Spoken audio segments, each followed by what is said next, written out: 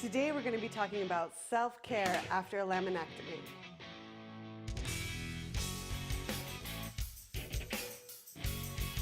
Hi, my name is Rebecca Meyer, and if you're new to this channel, let me begin by welcoming you. I predominantly talk about my recovery with my laminectomy, and I give you some tips and tricks to help you feel better if you're going through the same thing. All right, so let's get into it.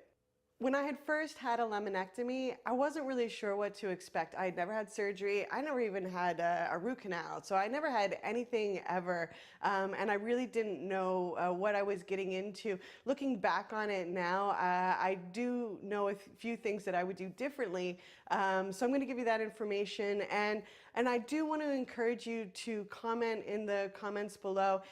This is a community effort, so keep in mind that anything that I say today or anything that you write in the comments is going to help someone for the future. So if you do have suggestions that I might have missed, please write it in the comments below. So the very first thing that I wish I had done that I didn't do, and I wasn't even thinking about it because I was so terrified about having surgery, the very first thing would be to cut my nails. Weeks and weeks and weeks had passed, and it's okay, you know, this is fine. It's easy to cut your fingernails, but cutting your toenails is a whole different scenario, and I found it very, very, very difficult. After about the third or fourth week, my mother actually took me to get a pedicure, which that was difficult in itself, to have to sit in a chair with a back brace. It was I hated it. It was necessary though, so I really needed to do it. But had I prepared and had I cut my toenails prior to surgery, it would have helped a lot. And along the same lines as cutting your toenails would be shaving your legs.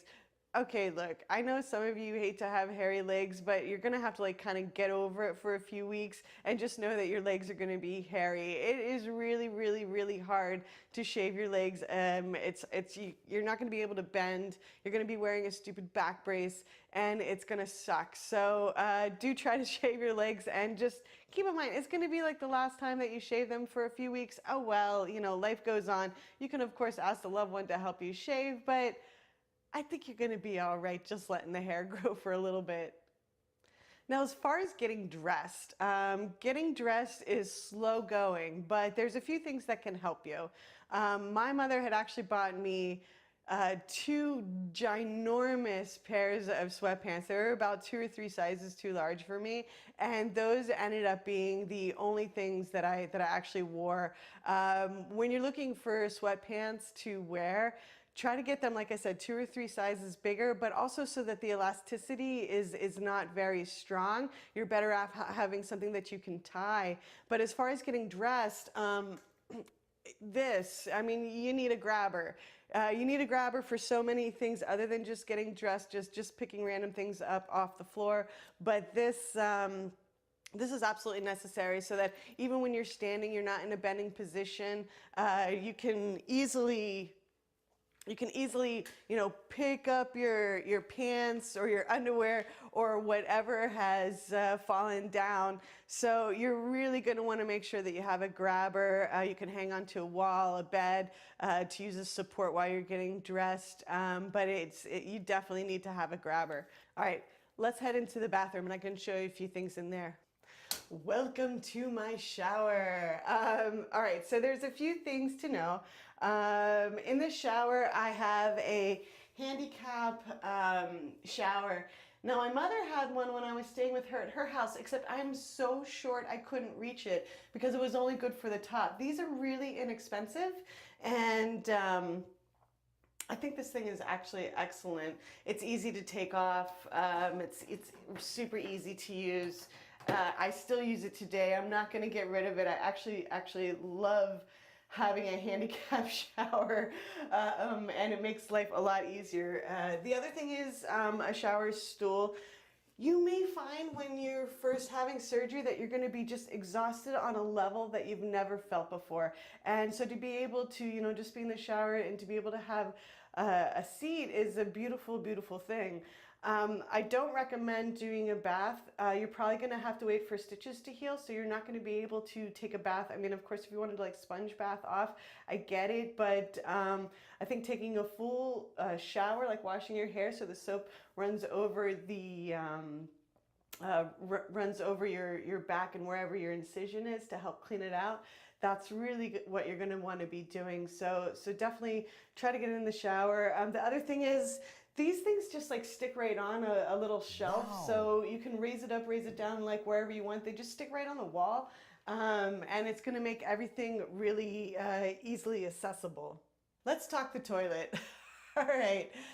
This is a bitch, man, because you're not going to be able to like twist, and everything's different than it was before. One of my commenters had written the best comment, and I wish I had thought of it when I was going through my laminectomy recovery. You can actually get a bidet that's very inexpensive. It just like hooks right onto your toilet seat. It's not expensive because twisting and turning after, you know, doing those things is a little difficult. Actually, it's really, really difficult. Not gonna lie, it's really, really hard. The other thing is making sure you don't drop your underwear down to the ground. Make sure you keep it above your knees, because there's no way you're gonna be able to actually bend down to lift it up. Which is why I would always, always, always, always, no matter where I was, keep that grabber with me at all times. The other thing that I always wanted to make sure that I had with me was my my cane. I found it so hard to get off the toilet. I didn't really use this cane for walking, but it was more as a support just to get me either out of bed or off the toilet or out of a chair. But it was great because I could just lift right up on it, and that would give me some extra leverage to move around. The other thing to note is, as far as talking about the bathroom stuff, it is common, but I can't believe I'm telling you this. You know, that thing that happens every month for women. I had mine just before surgery, and then immediately after surgery, about a day or two, I got it again. Apparently your body just goes through some trauma. It happens, so don't be alarmed if that happens, but do let your doctor know. I know this isn't for everyone, but the sock assist for me was crucially important. Right after surgery, I would wait for hours and hours and hours at my mother's house, waiting for somebody to wake up so that they could help me put on my socks. But then once I got this, man, it was like a game changer. I could actually put my own socks on, and it was really, really, really spectacular. Very easy to use. I recommend this one with the jump rope because literally you can just throw it down, pop on your socks, and you're good to go. All right, as far as rolling like a log, your doctor should have talked to you about that already. I've shown it in some of my previous videos, so I'm not going to do it here again, but I do want you, please, if you're not familiar with rolling like a log when you're in and out of bed, please make sure you practice that before surgery. But what I wanted to talk about in the bedroom was actually pillow forts. I did talk about it a little bit previously, but building a pillow fort is like key to success as far as not twisting and turning. All right, here's the trick to comfort. Building a pillow barricade. I actually use this when I'm trying to watch TV. The important thing is that you're having your knees at like a 90-degree angle. That's going to be the most comfortable because that just puts your back at a completely neutral plane. Plus, you don't have to wear your back brace when you're lying down, which is fantastic. So as far as I'm concerned, I will lay down and not move. Now with my pillow fort, I'm locked in on both sides. So I've got a little wall, so I'm not able to twist. I'm like the world's most kickiest twisty turner in all mankind. So for me, I really, really, really need support. So I do that through pillows. But what the goal is this. So to have my knees just like this way I can like relax. I do this when I'm on the couch. It's really great. And a lovely guy, when I was getting all my testing done, actually showed me that trick with a cardboard box. But I think the pillows are just a touch more comfortable. But if you have a cardboard box, that'll work too. All right, guys, so that's it for me today. Thank you so much again for watching, and I really mean it. If I'm missing anything in this video, please make sure you write it in the comments below, or anything that may have helped you, or if you have any general questions, please let me know in the comments below. I do read each and every comment, and as a community, I think it's really important that we all look out for each other. So I hope to hear from you down below, and I will see you soon.